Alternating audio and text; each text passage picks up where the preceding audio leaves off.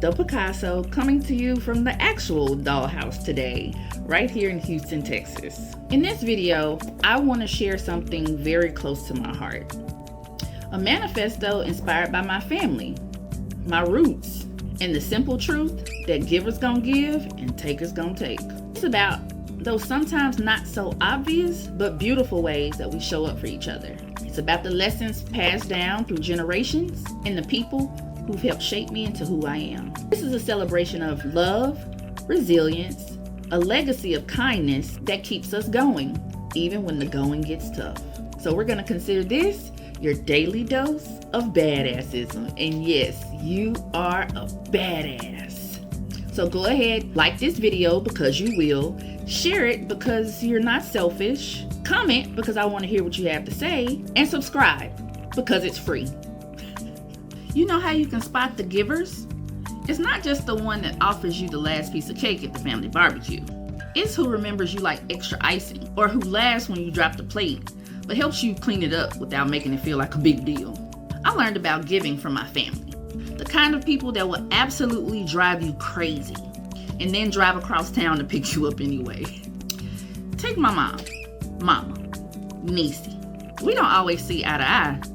Sometimes we don't even see eyebrow to eyebrow. But if I need her, she's there. No hesitation, but a whole lot of questions. She'll fuss, she'll lecture, but she'll show up. That's her brand of giving. Relentless, and sometimes with the side of, I told you so, but she loves hard, even when it's complicated. Hey Ma, I hope you've been getting my hugs and kisses at night that I've been sending across town.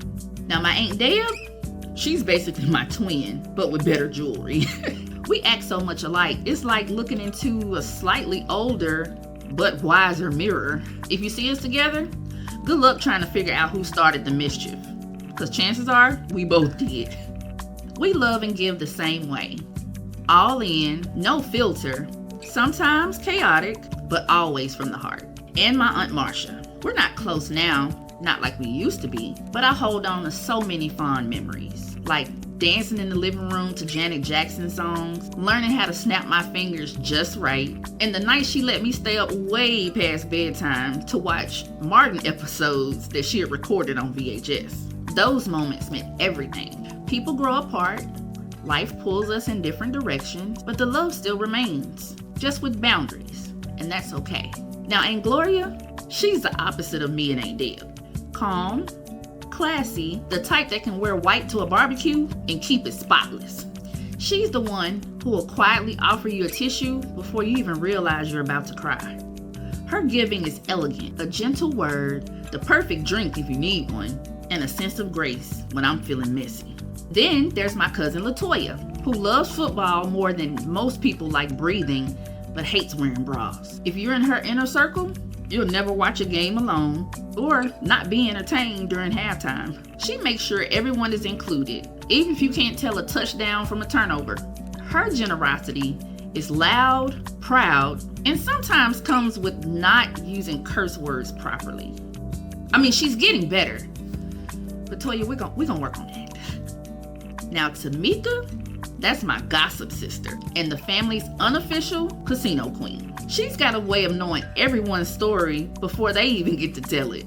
And somehow she makes you spill your own secrets like it's the funniest thing you've heard all day. Tamika's always lighting up the room with her stories or her laugh. It's contagious. Whether it's chasing jackpot or spilling the latest tea, she adds cheer that's impossible to ignore. A day with Tamika is part confessional, part comedy show. And no matter what, you'll walk away feeling like you were a part of something way bigger than yourself. And Aunt Brenda. Now she's biologically my cousin, but my mom's and aunt's sister nonetheless. She's the family's cosmetologist. She's the one that taught me everything I know about hair, nails, and makeup. So if I ever look fly, you can bet Aunt Brenda had something to do with it. She didn't just give me styles, she gave me confidence. She bought me my very first pair of heels. They were olive green slingbacks. I'll never forget. And I swear green has been my favorite color ever since. Her chair is a safe haven, a spot for life lessons, tough love, and the perfect ponytail.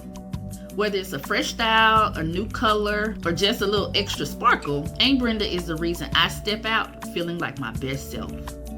Her giving is hands-on, heart first, and always leaves me glowing inside and out. Then there's Nolan, aka Big Jesse, my cousin's son, and the champion mischief maker. If there was trouble brewing, chances are Nolan was at the center of it, usually wearing a grin that said, "Don't worry, I got this."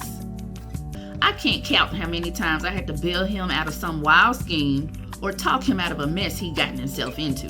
For a while, I wasn't so sure he'd slow down long enough to finish anything, let alone graduate from architect school. He did it, proved everyone wrong, and I've never been prouder.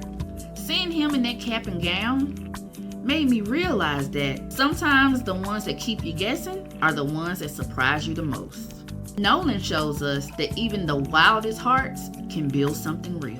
And there's Marlon, my cousin that grew up right next to me, more like a little brother than cousin. If you ever wondered who could keep up with my wild ideas, it was Marlon. He's good at everything, and I mean everything. No matter what you throw at him, he figures it out and then makes it look easy. He's my twin in fearlessness. The one person you want by your side for some crazy plan, or someone to just dive headfirst into the unknown with you.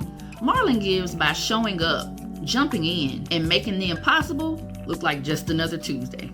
Then there's my cousin Maurice, who was raised alongside all of us, but always as the big brother. If there was ever a ringleader for summertime adventures, it was him. Now he's the unofficial skating and basketball pro of the family. Some of the best memories of my childhood are from the days when Maurice would round up the whole cousin crew and march us off to Muse Park. He could have us skating in circles, foot racing for bragging rights, and laughing so hard our stomachs hurt. Maurice didn't just give us rides or lessons. He gave us those golden summer days when it felt like anything was possible as long as he was leading the way. And there's my dad, Charles Jr. We're not always close, and we don't talk every day, but when we do, it's filled with corny jokes that only we get. Like me teasing him about looking like Billy D. Williams when he puts his new teeth in. It's silly, but it's ours. The love might be quiet, but it's always there. If I called him in a crisis, I know he'd show up without hesitation. That kind of steady, no-nonsense love is its own kind of giving. And my late grandfather, Charles Sr., who was the steady anchor in my life. There was just something about him. The kind of presence that would make you feel like nothing in the world could touch you as long as he was around. He was gentle, but you knew he was strong. He shared his wisdom quietly, sometimes with just a look, and sometimes with words that stuck to your ribs.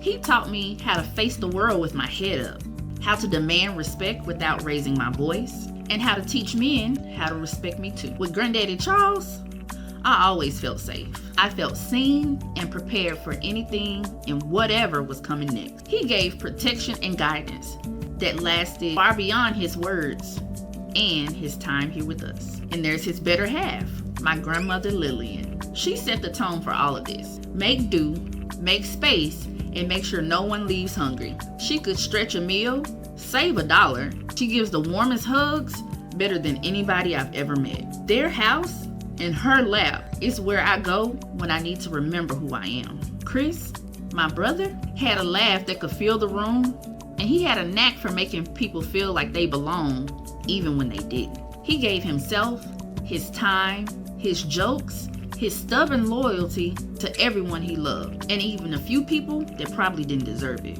I miss him every day, but I see his spirit in all of us. Now my daughters, Braxton and Brennan, who are my daily inspiration and biggest cheerleaders. Braxton and I are only 16 years apart, and it still feels like we're growing up together, figuring out life side by side. She keeps me on my toes. She keeps me honest and pushes me to dream bigger even when I'm tired. Then Brennan came along when I was 22, and from the start, she's been a burst of energy and heart. Both of them love fiercely, laugh loudly, and never let me forget what I'm capable of. They're the first ones to hype me up, tell me I'm beautiful, and they remind me that I'm doing okay, even on days I'm not so sure. If I ever doubt the power of giving, all I have to do is look at my girls. They are my legacy, my motivation, and proof that love really does come back around. Last but never least, they're my nephew cousins, Bryson, Miles, and Joshua. They're the wild cards, the little brothers, the next generation of givers, and proof that this family legacy isn't going anywhere. Bryson is the first to make everyone laugh, and he never hesitates to tell me how much he loves and misses me.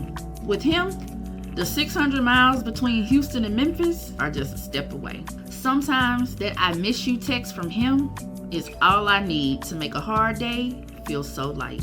Miles is the tough exterior but thoughtful one that'll surprise you with a hug when you least expect it. But what really makes him special is the bond he shares with Brennan. Those two are only 3 months apart, and they've been inseparable since day one, literally sharing pacifiers, secrets, and childhood adventures like they were born to be a team. If you see one, you see the other. You'll probably see them plotting something sinister together. And then there's Joshua, the family's energy machine, sometimes more than we bargained for, but always impossible to ignore. Joshua's the kind of kid that can turn any quiet room into a party with just a look or a laugh. He's endlessly curious, always exploring, and somehow manages to get in trouble while making you smile at the same time. Whether he's leading the charge to try something new or just being a loud voice in the back seat, Joshua reminds us all that giving isn't just about calm and quiet. Sometimes it's showing up with your whole vibrant self, no matter how big or loud that might be. Together, they remind me that family is about lifting each other up, passing on what we've learned, and making room at the table. Watching the younger ones grow, Braxton, Brennan, Bryson, Miles, Joshua, I see the best parts of all of us coming together, ready to carry this tradition of giving, loving, and showing up for each other way into the future. Now let's talk about the takers. I can't write a manifesto without them. The takers are everywhere. They're the ones that RSVP to the potluck, show up empty-handed, and then leave with 2 plates for later. They know exactly when to call. Right when you've sat down, right after you get paid, or right when you're about to relax. They've got stories, strategies, and a 6th sense, I had to say that slow, for spotting kindness from a mile away. They'll borrow your charger and forget to return it. They sample your fries without asking, and somehow always need just one more little favor. They're real slick, sometimes charming, sometimes pitiful, and sometimes just plain old bold. You might try to outsmart them, but let's be real. Takers been running the same plays since the dawn of time. They'll test your patience, your boundaries, and your sense of humor, because I don't find the shit funny. But here's the thing, givers don't let takers turn them into takers too. Givers don't stop giving just because someone else is trying to run up the score. We might get wise, we might get some boundaries eventually, but we don't let takers change what's good in us. We give because that's who we are, not because everyone deserves it, but because someone once gave to us. Here's what I know. Being a giver isn't being perfect. It's not always about getting it right or even always getting along. And my family's living proof. We argue, we debate, we roll our eyes, we slam doors, but we also show up. We share, we forgive, and we love out loud. Takers will always take. That's just how it goes. But givers, again, we give because that's who we are. We learned it from the best, and we ain't stopping now. So keep giving.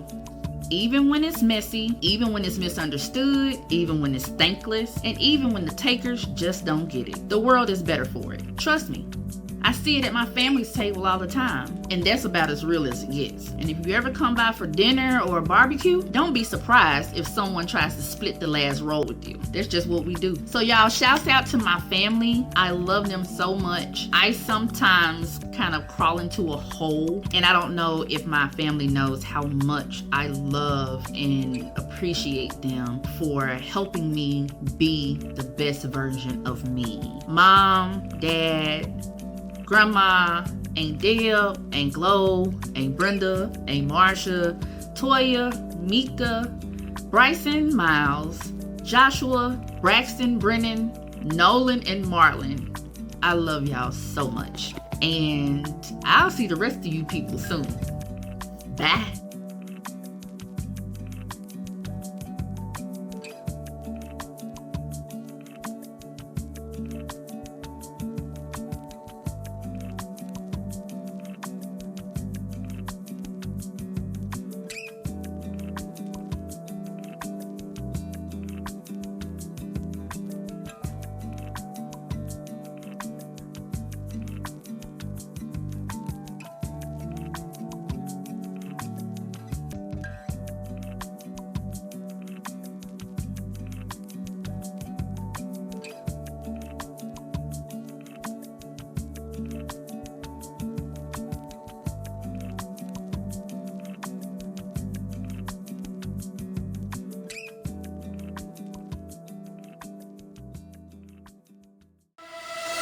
you.